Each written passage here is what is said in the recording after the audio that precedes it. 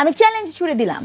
কেউ যদি জানতো যে আপনি 71 ভার্সেস 24 করবেন, কেউ যদি জানতো আপনি আমার পতাকা নিয়ে কথা বলবেন, কেউ যদি জানতো আপনি আমার সঙ্গীত নিয়ে কথা বলবেন, কেউ যদি জানতো আপনি আমার স্বাধীনতার মুক্তিযুদ্ধে, ভাই আমার বীর শ্রেষ্ঠদের ভাঙছেন কেন? কেউ তো জানতো না যে জুলাই মানে হচ্ছে 71 ভার্সেস 24। কথাগুলা কিন্তু 100% সত্যি।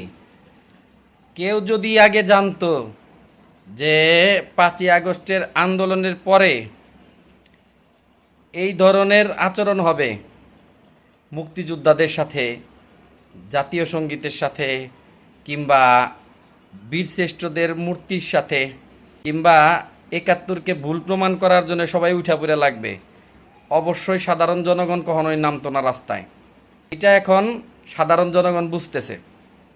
কিন্তু যাদের কথায় নাম ছিল সাধারণ জনগণ, তারা কিন্তু বুঝতেছে না।